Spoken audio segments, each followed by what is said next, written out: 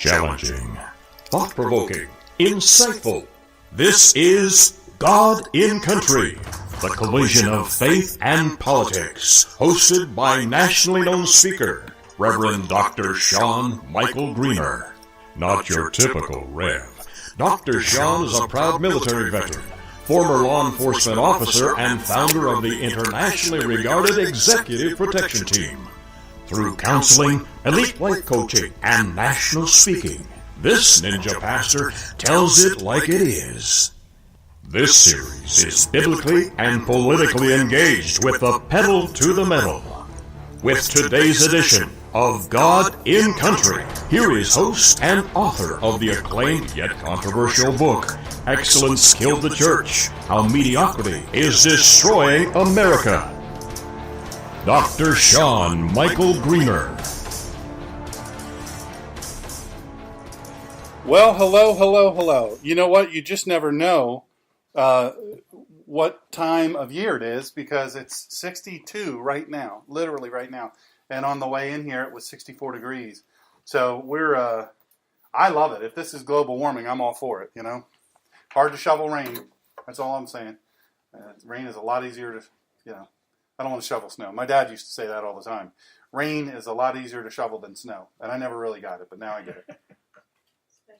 I was a little slow. I'm from Sussex County, Nothing wrong with that, though. Some of the smartest people I know are down there. Hey, the Olympic Games are on, and of course, I'm speaking on 7 training tips for running your race with excellence. Now, I will assure you that this message is not going to be, I'm not going to bust up a sweat. Although I'm pretty warm right now, I don't think I'm going to bust into a sweat. And you won't either. We want to welcome folks. Hey, Craig, and thank you for checking chat. It's snowing in upstate New York, so there's no global warming apparently at this time. So I know that you all are relieved to hear that. So, but I wanted to say hello to Susan, one of ours that's away. I want to say hello to Don. And also want to say hey to the Ellingson Cahalan family. They're working hard at doing all that they can. And then several other people around the country and around the world. I also want to say hello to Musa. And our friend in Syria received his Bible. And so, hard to believe, he received it on Thursday evening. It arrived at their equivalent of 8:30 at night. So he said that it was torn a little bit. The outer packaging was torn, but he received it. I'm blown away. So enjoy your Bible on the Kehalah here, and keep letting us know how you're doing. We also received some messages from people from around the world we didn't know were listening, and I guess maybe I said something about either last Sunday or Sunday before, or whenever I don't remember, but they were saying that I'm listening. I must have said something about, send me a message and tell me where you're listening from. So I had a bunch of inbox messages from places, and we want to say hello to our friend from the Kehalah who's serving our country proudly under our flag and proudly wearing the flag patch and serving in theater now. So we pray for you and your compatriots' safe days, and also to bring you home to us. Now, 7 training tips for running your race with excellence. Who in the live audience here, just raise your hand if you watch the Olympics at all. Right? Probably almost half. I guess I would say half. I like the Olympics, a lot of parts of it. I don't like how politicized the Olympics have become. To me, I don't like that. I remember a day when it just wasn't that. We'll talk a little bit about that and what that has to do with what I'm talking about. But one thing I knew this would be the case, knowing a little bit about Korea. It seems like everyone's shocked over there of how cold it is. It's colder than it was during the Super Bowl in Minnesota, and many of our soldiers during the Korean War, as Jerry and I were talking about, died of hypothermia. They froze to death. They got frostbite. All these different things. We just weren't prepared for how cold it actually is in that part of the world, and so they're finding out now. But so anyway, we'll talk more about the Olympics in a little bit. Some stuff maybe you didn't know what the origins were, all of that. So I think it'll be interesting. And I was telling my family the other day that, man, I don't know what I'm going to preach about. It seems like you hear that a lot. But my method is I trust God. I really trust Him to tell me. Now, all the weird people out there would go, oh, he hears voices from God. And, it's not like that. But if it was, that'd be cool. I'd freak out, but it'd still be cool.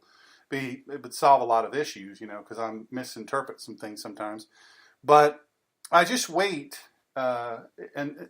Sometimes what makes it easier on a preacher is to hear from God that we want you to preach a 12-week sermon series.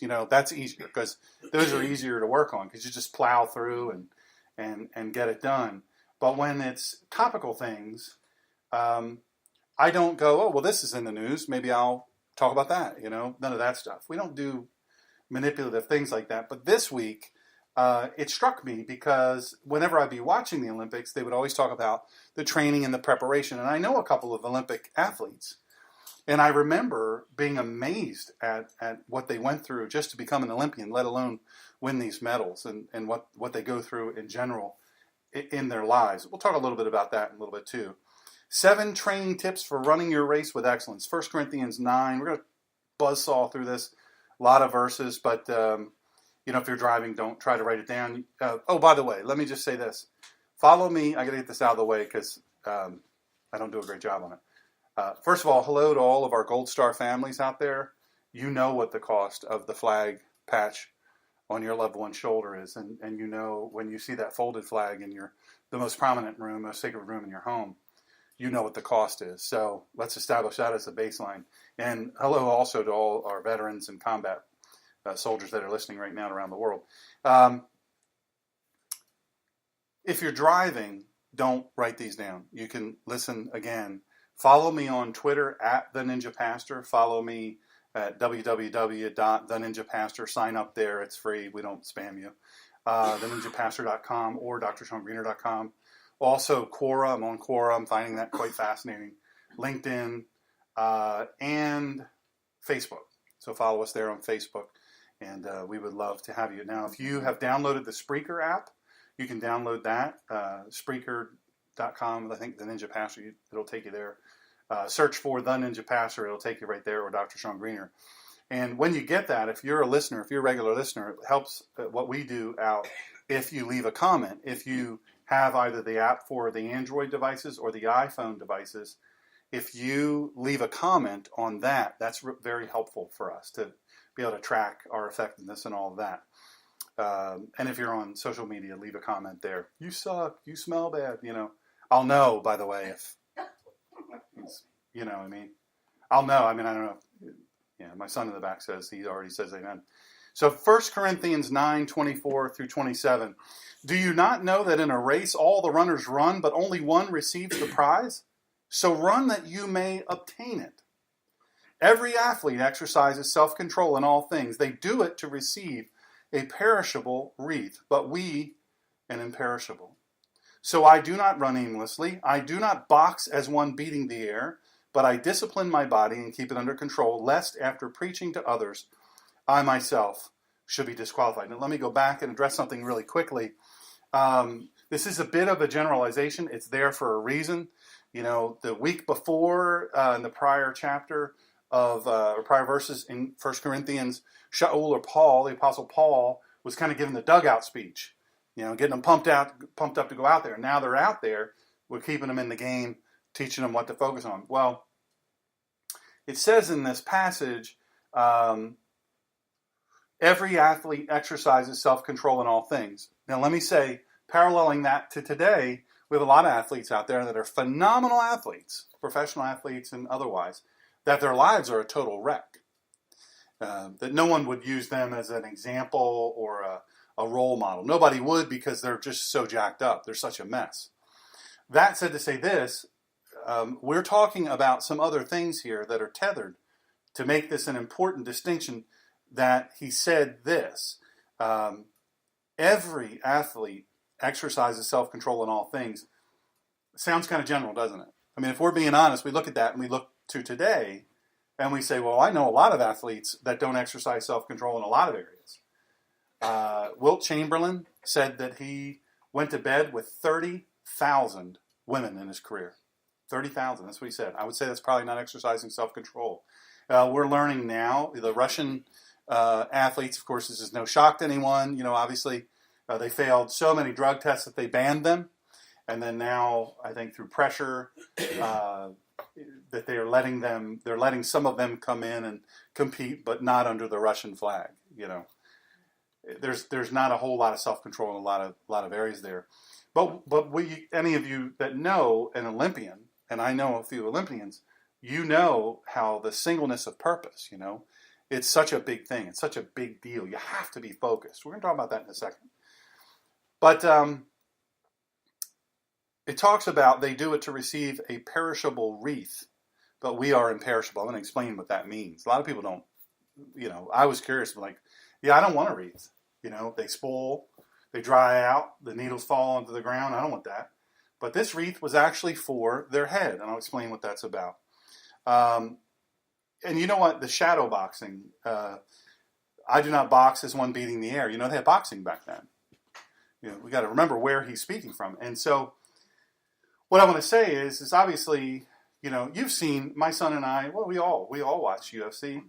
And we've watched it before where the dude looked like he was just unbeatable. He comes into the ring and you're like, that is a physical specimen. And, you see him in the training videos, the build-ups, the hype videos, and you're like, oh, this dude's going to crush this other fella. And then the other guy comes in, or the other girl, because, it's women in it now too. And the other guy comes in, you're like, very unimpressive. Very unimpressive. And then that dude ends up beating the crap out of the other guy that looks so impressive. And so those guys look good, shadow boxing. You're beating the air or trying to punch something that's not there. And then the guy who comes in who trains to hit and not be hit, or it not to bother them that they get hit. That person hasn't been beating the air. You got to get hit at some point or another. Life is like that, isn't it? It hits us. It hits us all. I don't care what part of what part of life you're in. You're going to get hit. You're going to get boxed. Some things and some people will box your ears every now and then, and you'll go down for the count. The question is, do you stay down? So 1 John 5:4, for whatever is born of God overcomes the world. Now that's fascinating for me. And Craig says, no for me, since pro athletes got involved. When the NBA stars started playing b-ball, I gave up. Yeah, I agree. That's always been a thing for me. This has nothing to do really with what we're talking about, but I do want to address it. The whole Summer Olympics, the professional basketball players, they're making millions, gazillions of dollars, and they go over there and play. They beat everybody by 50, 60 points. We had that one time where they were fussing among each other. Their egos were so big, they got beat. And I have to say, that's frustrating to me until I started to learn that the other teams from the other countries, that is their basketball team. I mean, there's not a bunch of people playing basketball over there. They find the best that they can find, and then the state pays for them to train, and they put them up against our best. And I think things are changing in that regard. But nowadays, the Olympics are very different. Lindsey Vonn is a great example. I don't care for her at all, not even a little bit. Great downhill skier. Don't care for her personality. I don't care for her attitude.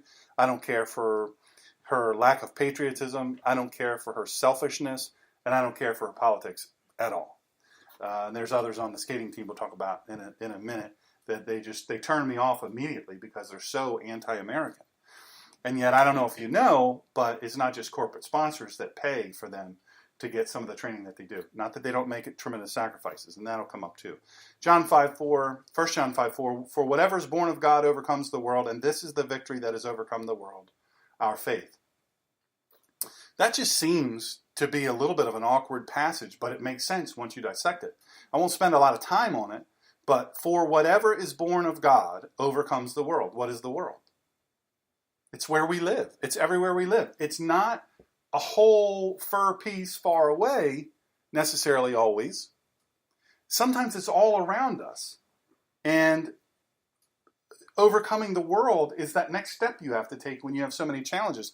Overcoming the world is loneliness. Overcoming the world is fear and all of these things that we can deal with, but it's also overcoming illness and opposition and lack of financial security and all these different things. There's just so many different things that assail you, and that is the world. A lot of times people think it's only, and this is mistranslated to say this, to say otherwise, they think that it is only scriptural things. Where do we fail the most in our faith? In the place where we live.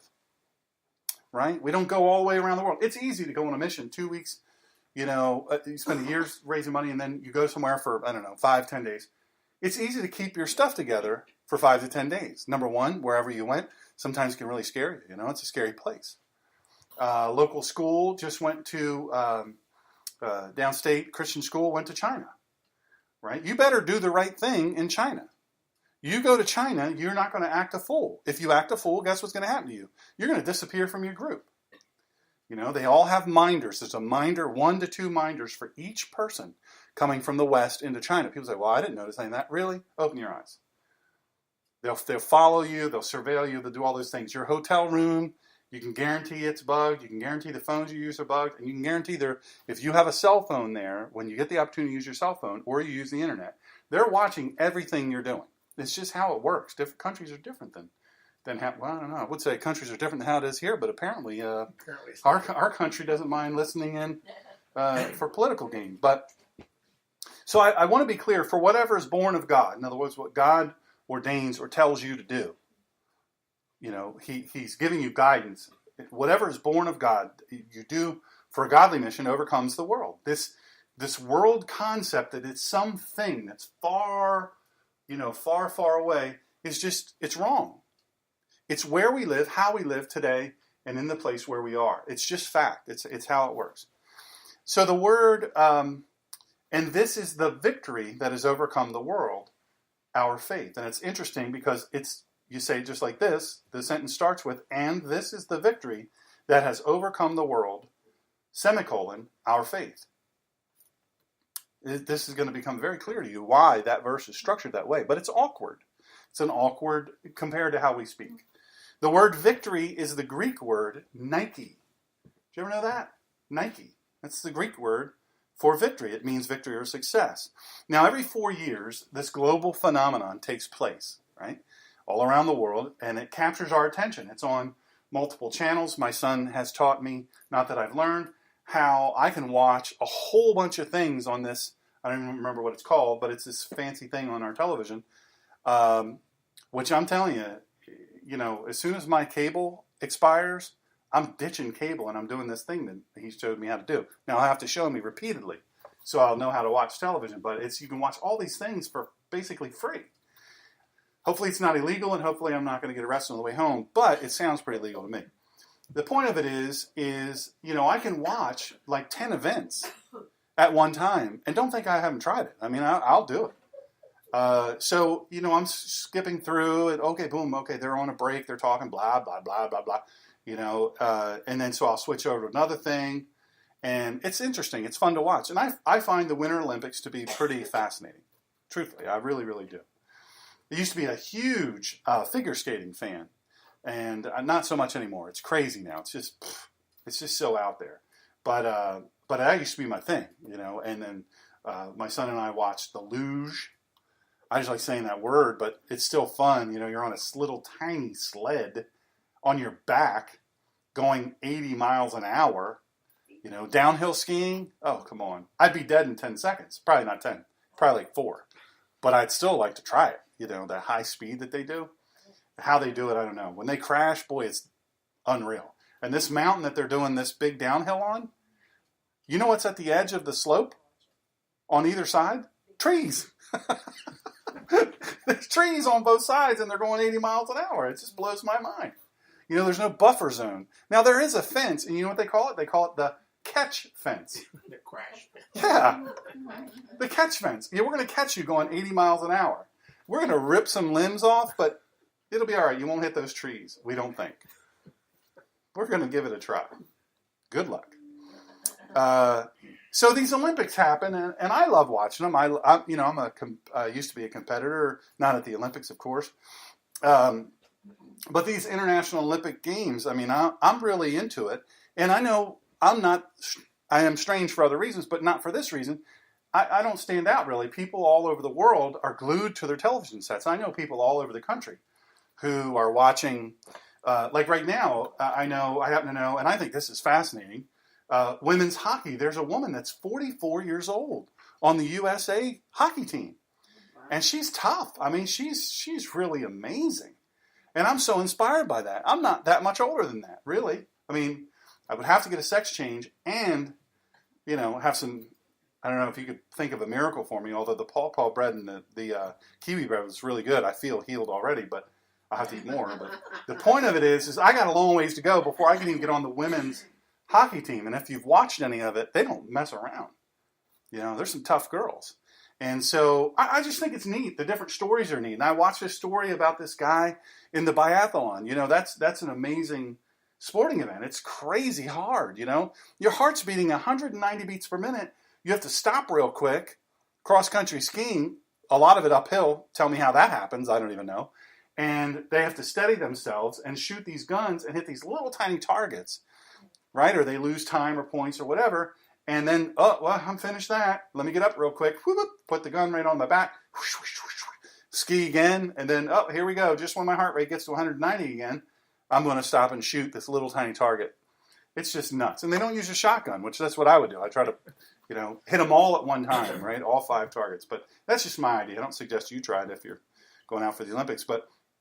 Or maybe you're an innovator and you can sell that. But so they all go, but what are they competing for? What are all these personalities, these people who sacrifice so much, what are they competing for? They're competing for a medal, right? You're not there. This guy was interviewed the other day, his first Olympics, and I forget what sport he was in because he was lying so much about, they said, are you nervous? How do you feel? The opening ceremonies, how was that? He said, well, a lot of people said, that you should really skip them if your event is early the next morning. But, for me, it's all about being here and having fun, really enjoying the experience, really, taking it all in. I don't think so.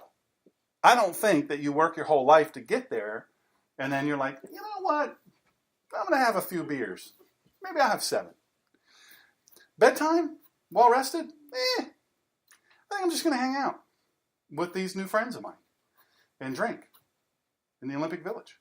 I'm just going to hang out. Maybe I'll skip bed. Why not? I mean, I'm here for the experience. I'm not here for the medal. No. How do they introduce Olympians, right? They get introduced gold. This is gold Olympic, U.S. Olympic gold medalist so-and-so. This is U.S. Olympic silver medalist so-and-so. And then sometimes bronze medal winner for the United States, whatever team, curling team. There they are. And what do they have on them? It could be 20 years later. What they got around their neck? The medal, because that's a big deal. I'm telling you, I'd wear mine everywhere. If I want a gold medal, I'd wear it everywhere. I would. I'd be having it. Listen, if I'm preaching here, I'd be, by the way, I'm Reverend Doctor and gold medal winner, Sean Michael Greener. That's what I would be. I'd be the ninja pastor who has a gold medal. Every sentence I said would have, by the way, are you aware that I want a gold medal? That's what this is right around my neck. By the way, there was one year, I can't remember where it was, whether it was Sochi or Albertville or somewhere, where they tested them and they found out that all the medals didn't meet the minimum requirement for composition of gold. I can't remember where it was, but it was like the country, when it came out that this was the way it was, this is like a cheater country. They cheat all the time. And I was asking myself, why do they have the Olympics there? The people can barely feed themselves. Why do they have Olympics there? But whatever. And they found out that, these gold medals don't have any gold in them at all. But I would still wear mine. They're painted. They're painted. They're plated or something. And I would have a T-shirt on, just exactly wear the gold medal, pointing to this, are you aware I won a gold medal? This is the gold medal right here. I don't know how I'd fit all that on a shirt. I mean, I'd gain some weight maybe, but get some more girth, go up to triple XL. But the point of it is that's how you measure them. And then when someone gets introduced to a group, he's an Olympian. She's an Olympian. They went to the Olympics. They don't get as much cachet, right? It's just not as big a deal, but this is gold medal. They want a gold medal. I think that's tremendous, right? But I think it's tremendous, having now done a lot of research on this, doing this sermon, seeing what goes into even just getting there. My goodness, it's very difficult. So, but the ones I like, I really like the story about how hard they work and the hard luck stories. I like those. Everybody likes those. You got to deal with your lying issue if you say, I don't love a hard luck story. It's not really. Dan Jansen, let me give you an example of that. Who in here remembers who Dan Jansen is? Right, he was the speed skater, I think from Wisconsin or somewhere, and he fell in the one Olympics, and so he failed.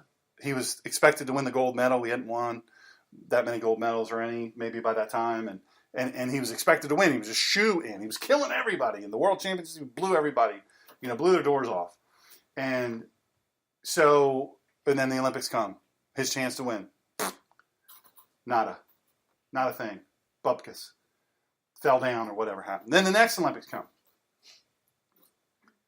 His sister died right before or while he was there. You guys remember this story now? His sister passed away from, I think, leukemia. And she passes away, and then there's the dilemma. What do I do? Do I still skate? And then I think his mother talked him into, said, you know what, you got to skate. You got to skate for her. And then he fell again. And then he had the Olympics where finally he won. He made it happen. He brought it to fruition.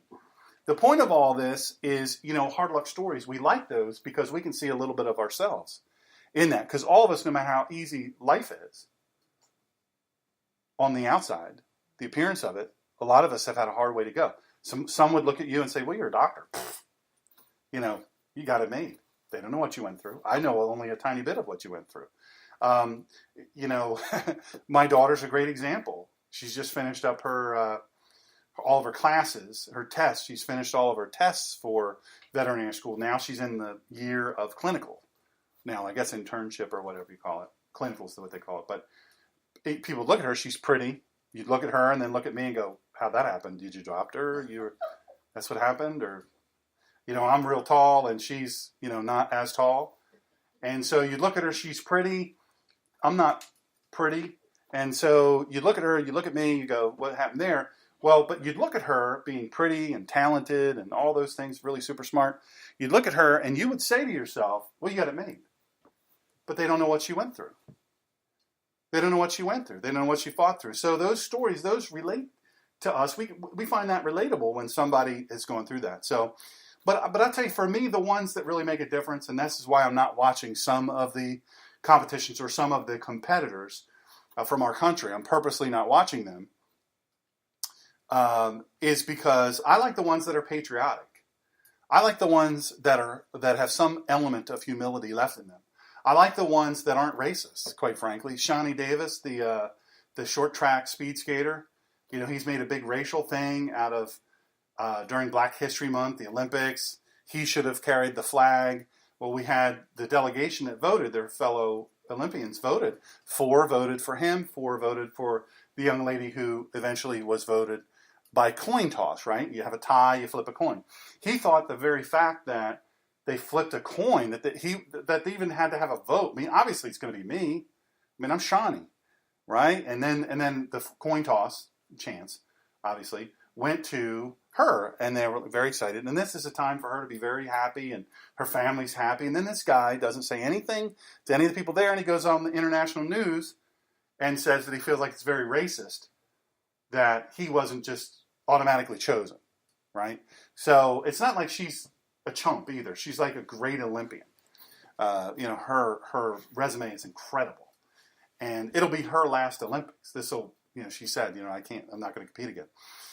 So I don't like that, and so those people will turn me off right away. Whether it's a racial thing or it's a sexual identity, whatever. I don't want to see all that. I want to see you compete. You do your thing. You compete, and I'll cheer for you. So I want the ones that are patriotic for our country. I want the ones that don't disrespect the office of president, whoever's in there. You get invited, you get invited to come to the White House, right? Well, I'm not going there. That's all the different names because of who's in there. I like the people that say, you know what, it's an honor to go there. People have been going there since we've been having Olympics. I think I'm going to go. So that's another story, another sermon. Most of us look with pride as our nation's team. They have the opening. Did anybody watch opening ceremonies? I heard they were amazing. I was told they were amazing. Yeah. So the opening ceremonies happen, and I get welled up. I get the flag carrier, obviously. Anyway, she was unfairly chosen apparently, but she comes in and she's carrying the flag. Tears were streaming down her face. She was so proud. So proud to hold this flag and to be chosen as the flag bearer. Right? That's a big deal. Your nation, you're carrying your nation's flag, and so I love it when. when one of them wins, I love to hear our national anthem. I, of course, in my house, stand for the national anthem, and I come to attention, and I'll render a crisp salute, and I get welled up in my eyes every single time. And I'm especially moved as our flag is raised during the playing of the national anthem, because I know the Gold Star families listening, the veterans, active duty, and the veterans, they know well the cost of the flag waving on the last breath of our soldiers who gave the full measure of devotion. And I say, long may she wave. When I see the flags at the Olympic medal ceremonies, my eyes just get moist and my back straightens, and that's no small thing to me. It's a big deal. It's a real big deal. And you know what? If you're listening around the world, if your nation, if one of your competitors wins, and they have your anthem played, I'm sure you feel the same way. It's just a kind of a cool thing, and it's not just America; it's all around the world. You're proud to have the anthem play. It's a very moving event for me, and I'm sure it is for you. So all of us, we want to see our team prevail, but a few of us, we don't understand the enormous price they pay, right? Look, you can look at me and go, well, he's no longer a competitive athlete. But there was a time where you could look at me and you could know that dude pushes some weights, he runs, he cycles, he swims, he plays tennis, he does all these things. You could look at me and surmise that. Well, that guy's, you probably don't want to mess with that guy. Now, not as much. But the point of it is, you can look at some of these people. Just look at them. I was watching the speed skater from Denmark, which Denmark, they crush in speed skating. And this woman, I think her thighs are bigger than my whole midsection. I mean, her thighs are amazing. She's normal dimension everywhere else. But she don't get thighs like that without skating thousands and thousands and thousands of meters every day and doing the lifting and the jumps and all these different things that you do. My son and I were watching the ski jumping. I think for ski jumping, you pretty much only have to be crazy. But maybe there's some other stuff they do. Like, how about the first time you ski jump? Well, let's give this a shot. Let's see how we do. And by the way, mom, dad, brother, sister, goodbye, wife, see you later. Thank you for loving me. If this doesn't work out, I'm jumping off a mountain. It's basically what I'm doing. And I'm going to land with these skis, and I'm going to ski away. I don't know. First time, that's something. And I looked at those guys, and I was talking to my son, and I was saying, that's a look of terror on their face. And if you don't have a look of terror on your face when you're getting ready to ski off the side of a mountain and fly the length of a football field in the air and then land on the mountain and ski away. And oh, by the way, if you ski away with all your parts intact, we're going to give you extra points if you look cool doing it. Those guys got to look. And the other day, last night they were holding them because the winds were too much.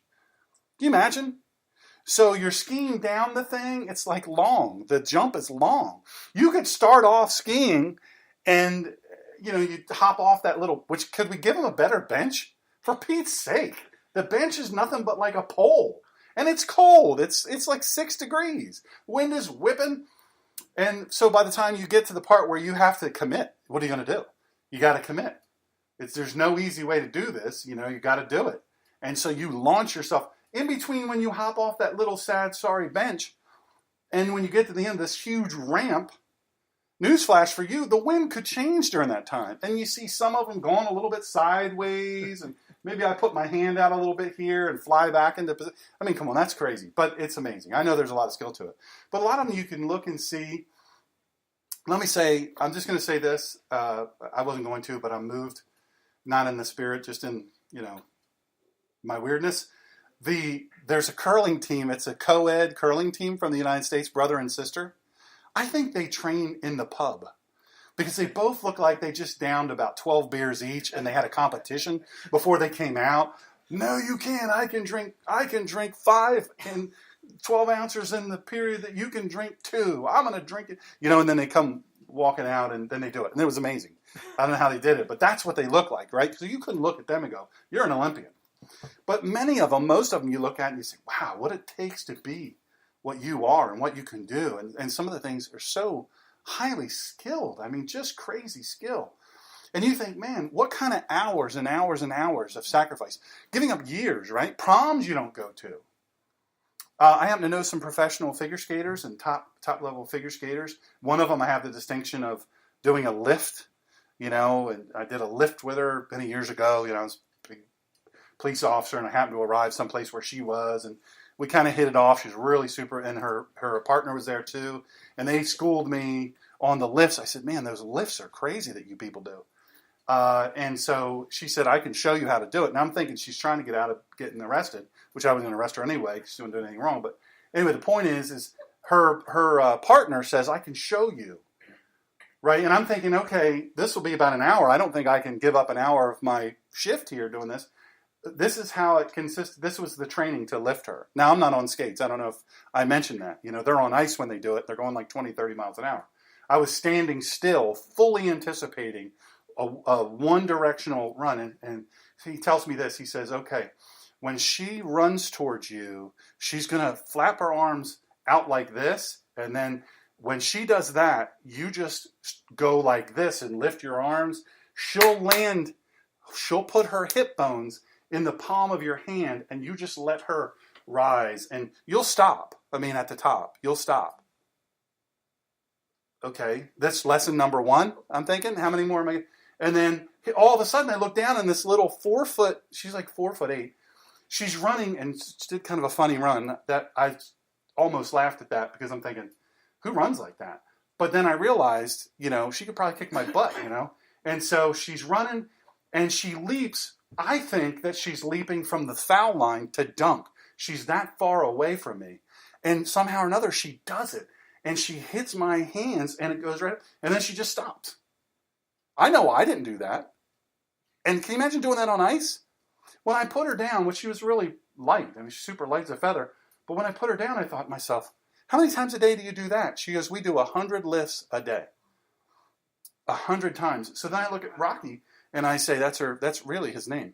I look at him, and I go, dude, do you do this? You do this 100 times a day? He goes, I do it with weights between 200 and 300 times a day.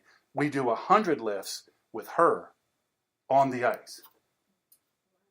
I'm thinking to myself, do you have time to do anything else? It's the sacrifice is unreal. Now, that's just one example, and there's others that they train in obscurity. They're lonely. Their parents, their families make huge sacrifices. I've read stories and know of stories where people move from a whole different section of the country. There are people from Canada that move, the mother and the daughter, the mother and the son, move from Canada. And so that their kid can train at the University of Delaware, apparently a really big skating center. People that move all across the country to do this, and they sacrifice everything for one kid's dream. Sacrifices are enormous. And the same goes for us in the Christian arena, or maybe not. Without the right training and discipline, victory will always be out of reach. You ever think about, the stakes? I talked about how I would wear, and I wasn't kidding, I really would wear the gold medal everywhere.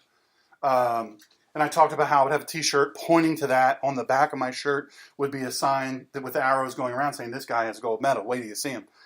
He'll let you look at it, but he won't let you touch it. Which I wouldn't. Depends on if they were eating or something, like chicken, I wouldn't let them. You can look at it, but you can't touch it. Or maybe I would encase it in some sort of plastic bag, but that would look tacky, so I wouldn't do that. I just wouldn't let them touch it, just for everybody. And we have that out of the way. It's never going to happen, but the point is that I don't want anybody touching it with old greasy fingers.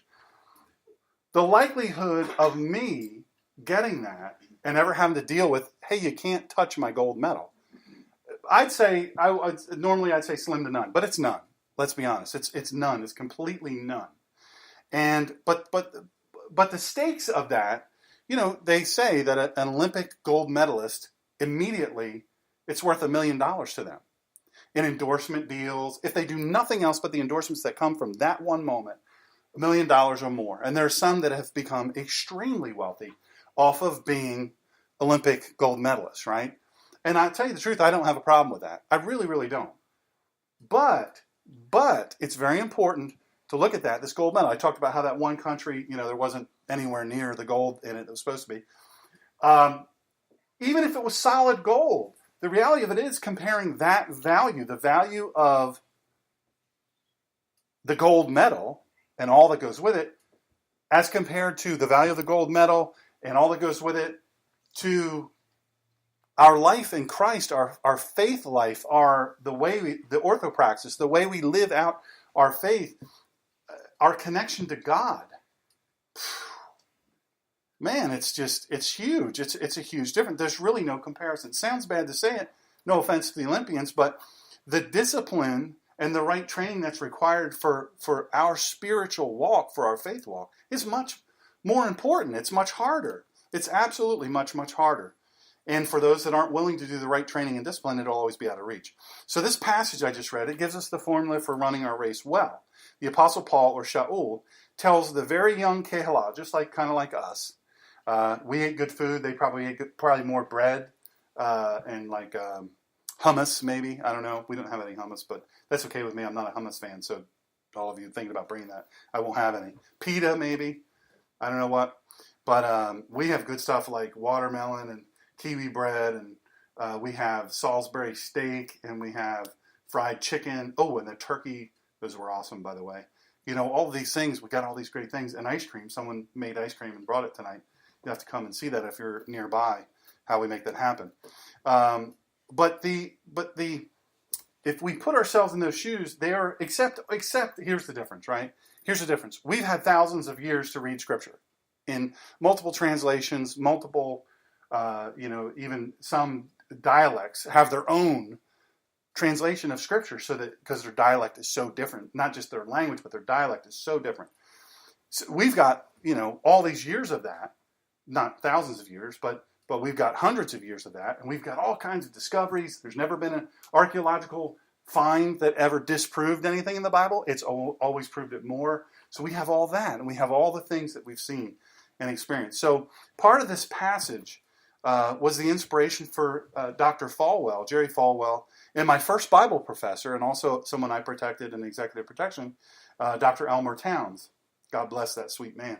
For the motto of Liberty University, world's largest Christian university, training champions for Christ. Training champions for Christ. That's part of this. This is part of it. So 1 Corinthians 9:24. Let me buzz all through this real quick. I'm going to read it again, just so in case you forgot. Do you not know that those who run in a race all run, but one receives the prize? Run in such a way that you may obtain it. Now they do it to obtain a perishable crown, but we for an imperishable crown. Now this is a different translation. The one said wreath. We're going to talk about wreath in a second. Therefore I run thus, not with uncertainty. Thus I fight, not as one who beats the air. But I discipline my body. Who disciplines the body? I do. The athlete does. I discipline my body and bring it into subjection, lest when I have preached to others, I myself should become disqualified. Remember that in a race everyone runs, but only one person gets the prize. You may also, I don't know. They didn't know about modern day political correctness. Nobody gets a prize now. Everybody gets a trophy, which is stupid. I don't like it, but what are you going to do? You also must run in a way that you will win. All athletes practice strict self-control. They do it to win a prize that will fade away, but we do it for an eternal prize. So I run straight to the goal with the purpose of every step. I am not like a boxer who misses his punches. I discipline my body like an athlete, training it to do what it should. Otherwise, I fear that after preaching to others, I myself might be disqualified. So this passage, how it's written, and I'm almost finished, how it's written is the backdrop of the Isthmian Games. These are the equivalent to our Olympics. And this event was held every 2 years, 10 miles outside the city of Corinth. So these games, they brought people from every part of the Mediterranean to compete or just watch. I mean, it was a big deal. And it was really the sporting event of the 2 years. This was a big deal. It drew the empire's best talent, the people that are the best at what they did. Athletes would compete in the following things: foot races, all kinds, broad jumping, discus throwing, wrestling, boxing, gymnastics, and equestrian contests. They would compete fiercely, each one striving for the Isthmian crown, which is getting to the wreath. It was a wreath of wild celery. I know. Wild celery. That was the wreath. I mean, I want to get that wreath. I'm going to win. I would not have walked around with that on my head with a T-shirt pointing up going, hey, you see that? That's a wreath of wild celery. I got that at the Isthmian Games. I wouldn't have done that. I would probably eaten it because I like celery. But the point of it is this wreath was a big deal. And by the way, this is probably the bigger deal. Let's be honest. Winners received a lifetime exemption from paying taxes and serving in the military. You win this wreath, you never have to serve in the military, and you never have to pay taxes, and that's a big deal. They would also receive free tuition at one of their universities. That's a big deal. Right? They had good prizes back then. I mean, the wreath, celery, I don't think that was as good, but the stuff after, you know. But what did they really want? They wanted that wreath to be put on their head. By the way, it was put on their head.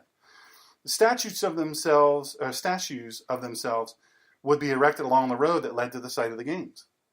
That's a big deal too, you know, having a statue made of you. But the real prize was the celery wreath. I mean, I can't say it enough. It was a big deal. This was a big deal. I'd like to see it. I'd like to see one. So real quick, I'm going to go through this 7 training tips for running your race with excellence. You got to proceed. You got to get going. Do you not know that those who run in a race all run, but one receives a prize? Run in such a way that you may obtain it. You got to notice in this verse, all the runners run. In order to run the race, you have to first begin the race. Well, you can't join the race. You can't join the race midway. Okay, we're going to run a marathon. You know, I don't like running 26.2 miles. You know what I'm going to do? I'm going to come in where there's like a mile, maybe half a mile. I'm going to come with that, nicely rested. You know, you got to be hydrated. I'm going to kind of jump in there and run. You know, I will be exhausted, by the way, after I run for a little while. But maybe I'll stop and take some pictures of some pretty things. Maybe there's some birds. But I'll get back after it, and then I'll run across the line. Whew, man, I'm wiped out. Well, that was a tough one. Right? But the other people have just run 26.2 miles, and they come across, well, where did this guy come from? You can't do it. You got to start. And where do you have to start? You have to start at the beginning. Again, the Nike slogan, and that's my least favorite shoe in the world, but they have great slogans, great marketing. Just do it. Remember that? When that came out, just do it. 3 words. People thought they would fail. They exploded. There's no way to win a race if you aren't running. You can't win the race unless you're running. To win the race requires that you get in the race. And, you know, we can't serve God. Honestly, we can't serve God from the starting blocks. Let's say you make it to the starting blocks. You can't just kind of get in that position and go, don't I look good in the starting blocks? Don't I look great in the starting blocks? I've won this race basically already. You hear people say this in the politically correct world. People will love to say, you know, there are no losers in this race, and you all are winners. You know, basically just by getting here, you're a winner. No, that's not true. That's just absolutely untrue. You know how they're a winner at the start and a winner at the beginning, at the end? If they run and they beat everybody. That's how you do it. It's just reality. Winning starts when you dare to do. When you dare to do. It's impossible to be victorious without doing. We can't expect God to say to us, well done, if we will not first well do. That's up to us. The next thing we got to do, I'm almost finished. There's only, I don't know how many more. Pursue, keep moving. You've got to pursue, you've got to keep moving. Run in such a way to get the prize. The race isn't over until you finish the finish, you cross the finish line. And if we want to win, if we want to win this prize, this great celery hat, and all the other good stuff, you've got to pursue out excellence in everything that you do.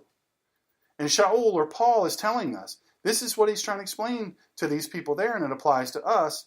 He's telling us that we can't settle in to watch from the sidelines. We have to get involved. In our spiritual life, in our orthopraxy, the way we show and live our faith, we've got to get involved. You can't sit at home and go, I'm a great Christian. I'm a great anything, whatever the name of your faith is. I'm great. I'm a great follower of the way. You know, that's not how it works. It's not how it works. You can't win or compete from the sidelines. We have to be willing to take action. We must be willing to change our attitude. Listen, you can't be a winner with a loser attitude. That's just how it is. You don't get lucky in winning. You have a great attitude. You develop a great attitude along with everything else. We must be willing to keep moving. Listen, in a race, you don't get to stop and go, you know, I think I'm just gonna lay down here. Now, I remember a long time ago, I competed in and finished the Ironman. Now, I don't know how many thousands of other people were ahead of me, but I finished. And I finished with not that much time before, it was a long time, decades ago, but back then the same cutoff existed as today. And I was in borrowed shoes. I had almost no sleep. If you want to not compete and win or finish, I did it the way you do that. I was an example for that. But you know what? It's the Marathon is last. The 26.2 miles is last. The swim is first. It's 2 miles open water. And then you do a 112-mile bike through what they call the Energy Lab, which is funny that it's called the Energy Lab because it's about 1,000 degrees. And there's high winds. And then you run. And oh, by the way, you're going to get to run where the pavement melts the bottom of your sneakers if you stand on it too long. And they pick to do it when it's really hot. But the point of this is if I wanted to finish, you can't let yourself stop too much, because once you stop once, then you start making, because you're kind of crazy to do a triathlon. I'm just saying that's not a shock to any of you. You got to be a little bit crazy to do that. And the first time you stop, you say, okay, well, this felt pretty good. So then the next time you stop, it's sooner and sooner and longer stop, longer break. You're not going to finish that way. Eventually your brain's going to go, this hurts. You're in a lot of pain. Oh, and did you notice your shoes are melting on the pavement underneath your feet? And you're going to, why am I doing this? Then your mind starts doing all these things. But I want to say this, the value of the prize wasn't monetary. Now, I paid to be able to do it. In my mind, there was no way I wasn't going to finish. So I just, I paid the money and I just went and figured I'm just going to finish. And until about the 88th mile of the bike, I thought, I'm going to die.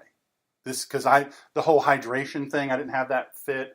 I figured I don't want to eat because I don't want to have to go to the bathroom, not to be gross, but, bikes have not evolved to that extent. And so, I'm thinking, and then I ran out of calories. There was just back then we didn't know, I say we and I mean me, didn't understand the value of calories to a crazy event like that.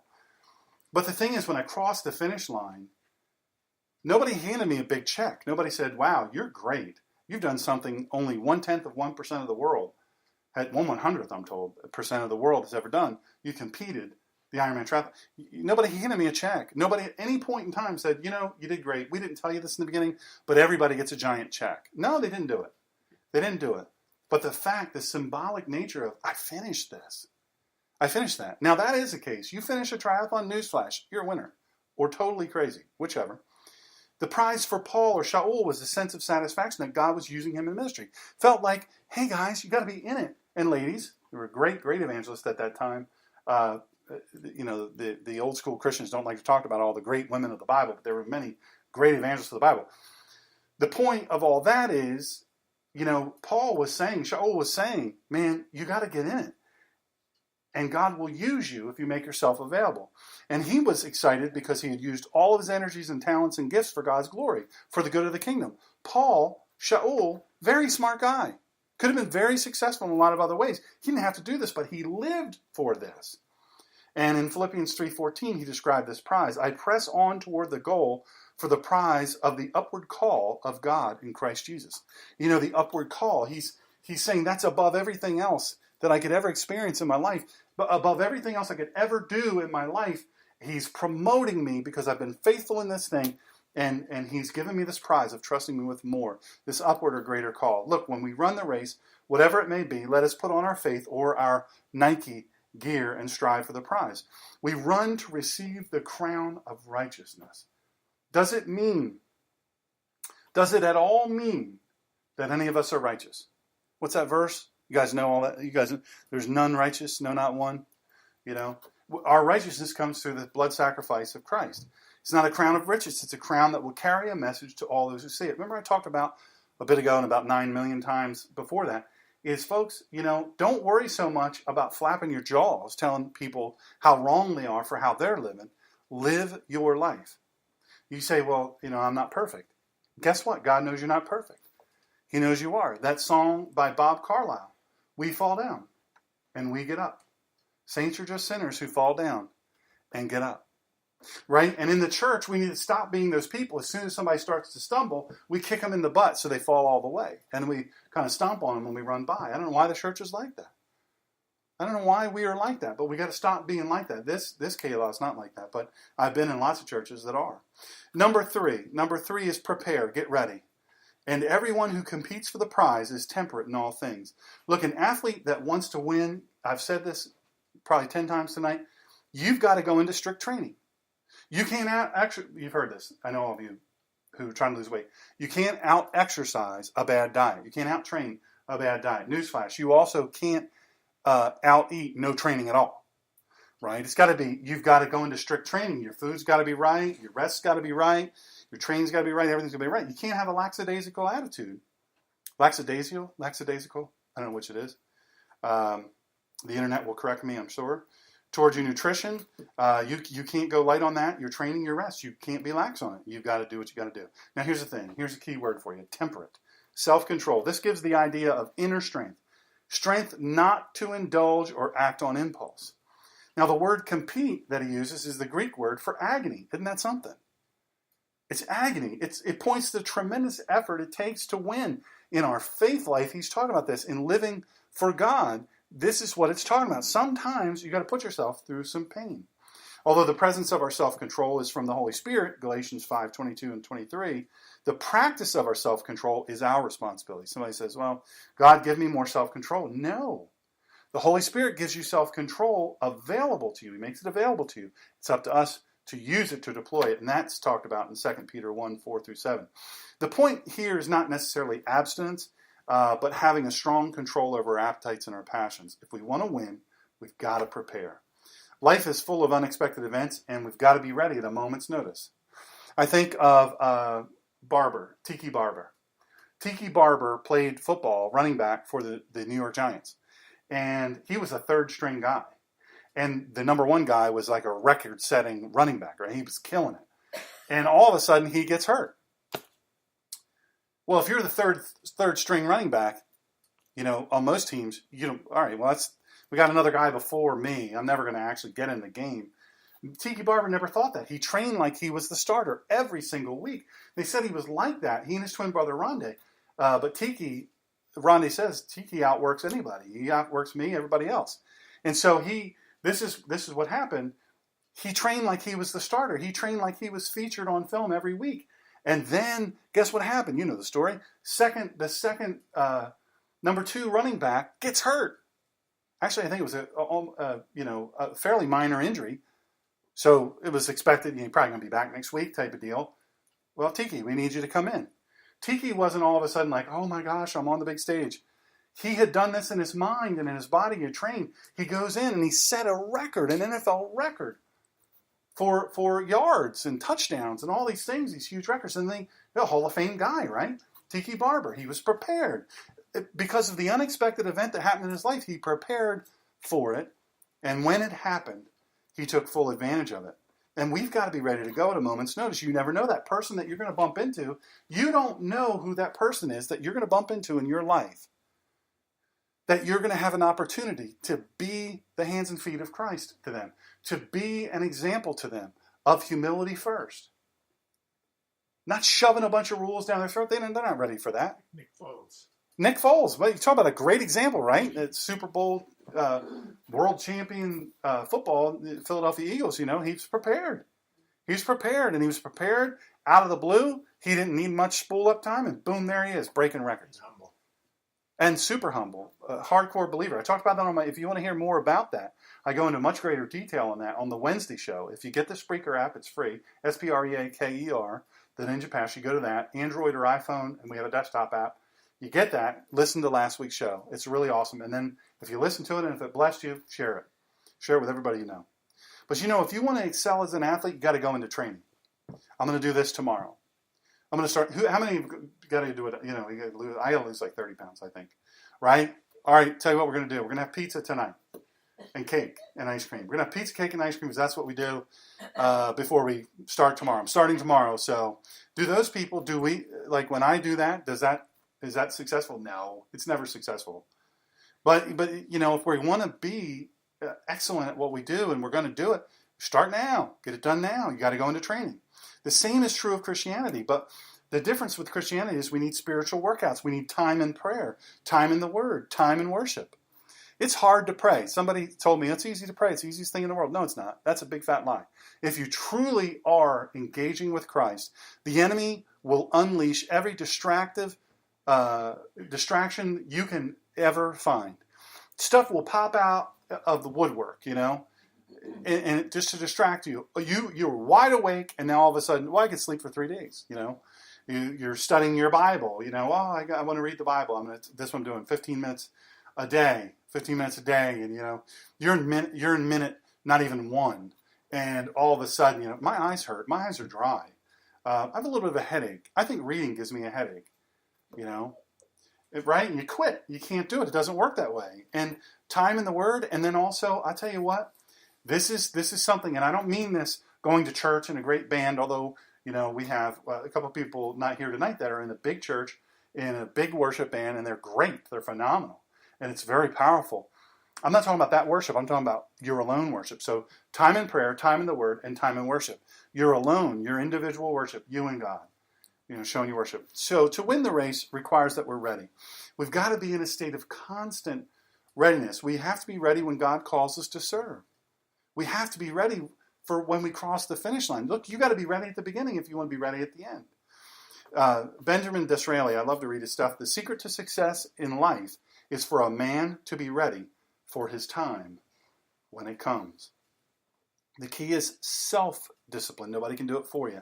The athletes that competed in this competition had to provide proof that they had been in training for at least 10 months before this contest, this Isthmian Games.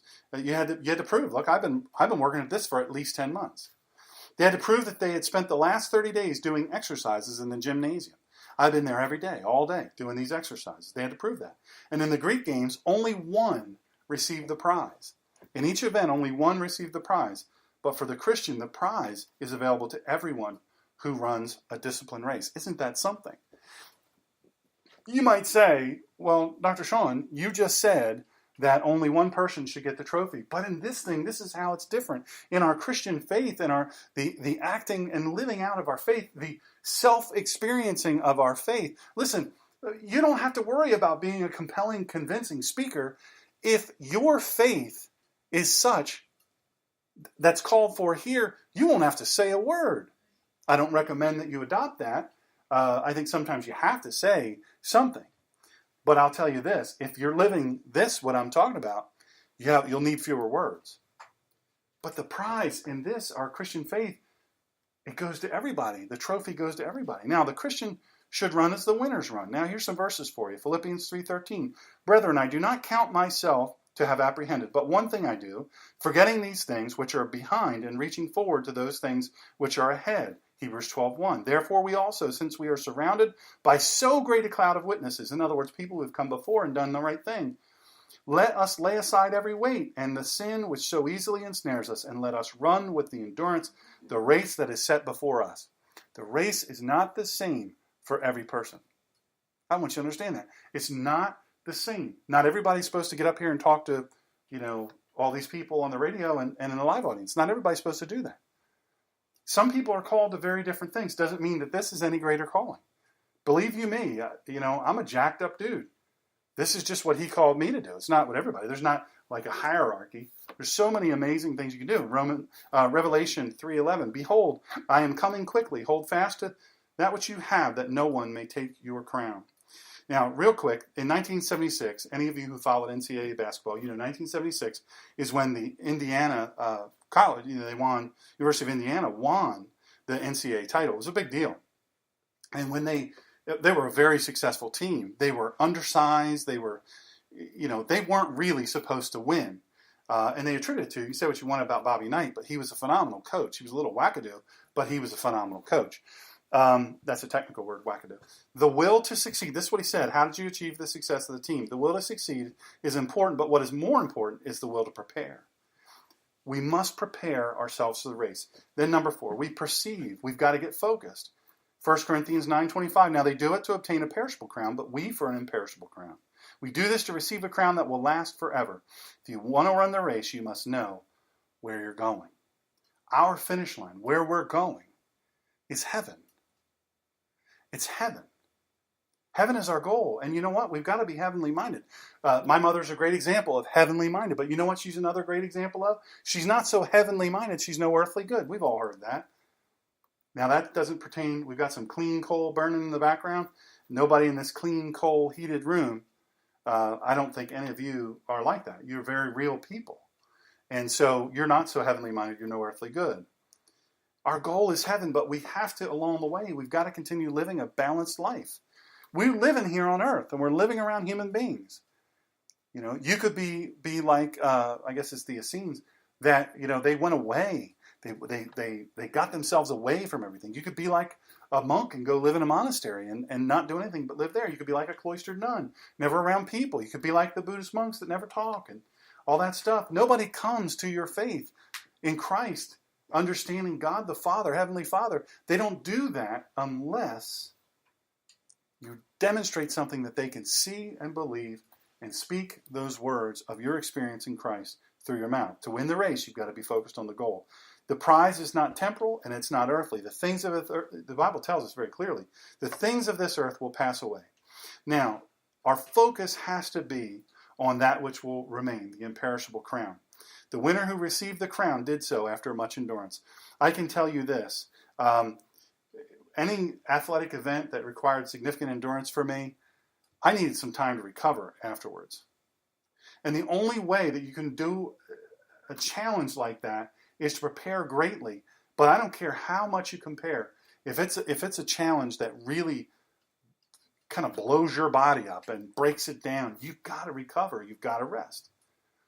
His crown was a perishable crown, but ours is imperishable. It will last forever. Since these athletes did so much training for a perishable crown, how much more should we strive for an imperishable crown? Here's just a couple more verses for you. 2 Corinthians 5:10. For we must all appear before the judgment seat of Christ, that each one may receive the things done in the body according to what he has done, whether good or bad.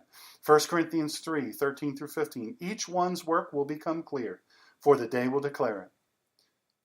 Look, if you're a person that loves flowers and you say, I'm going to have a beautiful flower garden, you guys have an amazing garden. Well, you didn't just sit around and lay on the couch watching television and say, I'm going to have an amazing garden. And then a few more weeks pass into the spring, I'm going to have an amazing garden. I'm going to bring in such great things, such, fresh out of the garden stuff. Everybody's going to love it. And then not work on it then. It's the work you do before then, before you can't see anything. You want to have beautiful flowers, hand-cut flowers, you better plant. You better plant long before, because the day will declare it. At the end of the day, you're either going to have it or you're not. And you're not has more to do with what you didn't do to prepare, because it will be revealed by fire. And the fire will test each one's work of what sort it is. If anyone's work which he has built on it endures, he will receive a reward. If anyone's work is burned, he will suffer loss, but he himself will be saved, yet so as through fire. Here's number 5. Get energized. You got to get energized, and your purpose is what energizes you. Listen, verse 26 makes the point that we shouldn't practice for an event without a goal. I'm very goal-oriented. Those of you who know me personally, you know I'm pretty goal-oriented. I don't want to just run for the sake of running. I don't run. But, I don't just want to do this or that, whatever my pursuit is, just for the sake of doing it. I have a goal. I set a goal, and I say, okay, this is what I'm going to take to get there. I'm going to give it everything I got. You got to have a reason. Paul said that he didn't run. The Apostle Paul, he didn't run without a reason. He had a very clear reason. His purpose was clear. And you know what? Many people today run for fitness. They play golf. Maybe they walk 18 instead of ride 18. Or golf is very, I don't know if you ever play golf, but even riding 18 and playing a vigorous game of golf, you do a lot of walking, and it's very energizing. But your purpose is to get the end and do well. But many professional athletes, you watch them, especially the football guys and the powerlifting and all that, they turn out to be very heavy and overweight and all this stuff. They were so focused on that goal that they kind of gave up on helping themselves. But winners, you guys all know winners. They're physically fit. They still exercise, and now their gold medal is fitness. They say, look, I want to be fit, mentally fit, and otherwise. That's what I'm pursuing. Mental fitness, good luck with that. So why run if you can't obtain a prize? What if you're in that group that says, why in the world would you do it? Why would I do it? I'm not going to win. There's no way I'm going to win. I think of, there's a television show that talks about my 600-pound life, something like that. The person's 600 pounds. And by the way, I think they're dead now. I read a thing where it might have been the one in the UK that inspired this one. That person's dead, 34 years old, they died. And that person may look at their need. Well, look, if I lose 150 pounds, nobody's going to notice. I'm still going to be, whatever that had, 600 minus 1, I don't know, whatever. I'm dyscalculus, so I can't do math. But the point of it is it's still a lot. right? It's still a lot. Nobody's going to notice, so why do it? What's the point of shadow boxing if you're never actually going to fight? Whatever sport you choose to participate in, whatever resolution you choose to make, you just can't go through the motions. You never will be successful. You've got to have a point to it. We set a goal before us. Any race worth running has a goal, and you aim for that finish line. Don't enter an event. Don't enter a resolution. Don't go into a fitness challenge without having the goal of finishing. Now, here's another thing to point out. Too many times we focus more on the task than we do the outcome. We say, look, this is very task-oriented. I love this story. It's real fast. True story of a man who approached a laborer who was laying bricks. And this fella asked the bricklayer, he said, what are you doing? The laborer said, can't you see, stupid? I'm laying bricks. There, bricks in each hand. There's the wall. I'm laying bricks. That's what I'm doing. Then the man walks over to another bricklayer, and he asks, what are you doing? And the workman answered with pride. He said, I'm building a cathedral. Man, his goal, they were both physically doing the same thing, right? They were both doing the same exact thing, but the first laborer was preoccupied with just the task at hand. One brick goes on the mud, the other brick goes on the mud, scrape off the outer mud, go on the next one, and then repetitively. The other guy said, look, here's my ultimate goal. I'm going to be part of building a cathedral where people will worship Almighty God. Now, if we forget the outcome of our task, we're going to become bogged down. That's why factory work is so difficult, isn't it? It's that repetitive, monotonous thing. It's very, very difficult to keep doing for a long time. But you can't run aimlessly. We strive towards a purpose. A life without purpose, I'm telling you, is like a race without a finish line. There's just no point in it. You know who seems to be the most productive and successful people? I found this, people who know their purpose. Understanding the need for purpose is easy, but defining that purpose is very difficult. And to win a race, you've got to know your purpose. Now, Paul tells the Corinthian church that they're called to run this race with divine aims and purposes. And we too are to move through life with purpose and direction. When we know our purpose in life, it creates energy for us. I love this Peace Corps commercial. And the Peace Corps is a little bit of a corrupt organization, but they have great sayings. If you're not doing something with your life, it doesn't matter how long your life is. If you're not doing something with your life, it doesn't matter how long your life is. Man, is that powerful or what? Paul knew where the finish line was. He isn't shadowboxing. His opponent is real, and he fights not as one who beats the air. He stops using the phrase we now and uses first person. He says I. James 1:12, blessed is the man who endures temptation, for when he has been approved, he will receive the crown of life, for which the Lord has promised to those who love him. Produce. Number 6, produce. We've only got one more. I'll get to it quick. Get fruitful. Get fruitful. Therefore I run thus, not with uncertainty. Thus I fight. Don't fight like a man beating the air. Don't waste your time. You've got to produce. If our race is to be successful, we have to be fruitful. Here's the last one. Persist. Never quit. But I discipline my body and bring it into subjection, lest when I have preached to others, I myself should become disqualified. Discipline. Hupopiazo. Hupopiazo. That's a verb in Greek. It means to strike under the eye. And the connotation here is to give someone a black eye. We need to literally have the self-control that makes our body black and blue.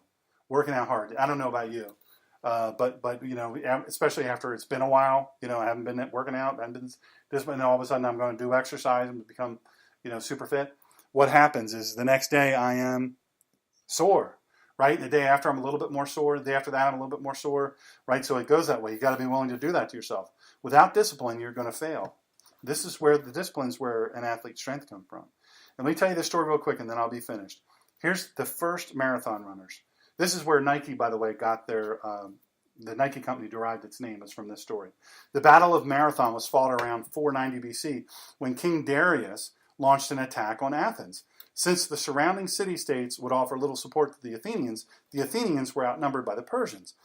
Although the Athenians were outnumbered, they caught the Persians by surprise by running the full length of the plain and catching the Persians unorganized. The Athenians were able to defeat the Persians by not only striking from the front, but they also flanked. They went around the sides of the Persians and the army from both sides. Because of the sudden attack, the Persian troops broke ranks. They fled back to their ships. They ran away. Since the Athenians won, they wanted to send word back to Athens to tell of this victory so the city could prepare for the Persian, you know, they didn't just run back to their ships and go, we're going back, we're leaving. They said, okay, this is how we're going to do it. We're going to attack them from the sea. So Miltiades sent his best runner, Phepides, I'm sure I'm massacring that Greek name, to take word to Athens. He ran the entire distance, 26.2 miles. And when he arrived, he was able to say one word. Now, he was only able to physically utter one word, and then he died. And what was the one word that Pheidippides was able to say before he died? That one word, the last word he would ever utter on earth. This best runner, the word he chose to utter was Nike. He cried on his last breath, victory. That's the reason the marathon is 26.2 miles long. This could not have been accomplished. He didn't just pick him out of a crowd. He didn't just say, hey, you fat guy, go run that. I'm sure you'll do fine. You got plenty of reserves. No. He looked around. Who is my best runner? Who is most prepared? He could have never done that had he not done it. So what aspects of our lives need discipline? We need to discipline our minds and train ourselves to think. You could call this mental strength or rigor. We also need to discipline our bodies. We need to discipline our character. We need to discipline our appetites. Say it with me, moderation. We also need to discipline our speech. Let me tell you, but a lot of people failed, a lot of great leaders failed by keeping their jaws flapping. They say the wrong thing, they do the wrong thing, and all of a sudden everything they work for is gone. You may have a disciplined mind, you may have a disciplined body, you may have a disciplined will, even disciplined appetite. But I'm telling you, a loose tongue, not thinking before you speak, it'll undo a lot of good and wreck everything you've been working towards. We need discipline in the arranging of our priorities. That's just a fact. That's how it works. Listen, I appreciate your patience and your hanging in there. I would also appreciate it if you've been blessed that you share this with your friends on all the different places you are. And if you need a Bible or you need prayer or you need anything, please, please, please consider emailing me at smgreener@gmail.com. No matter, we've proven we can get a Bible to Syria. We can get it to where you are too. Thank you, by the way. I see a note from Ukraine. Thank you for listening. I happen to know 35 or 38 years in the military, served honorably and worked his way up to a great rank. He is U.S. military, and he has retired to Ukraine, not the Ukraine. And I'm honored that you would listen. Thank you so much in chat. It's been awesome to have you listen. God bless you and keep you. Have a great week. We'll talk to you on Wednesday at 5:30 p.m. at the Collision of Faith and Politics.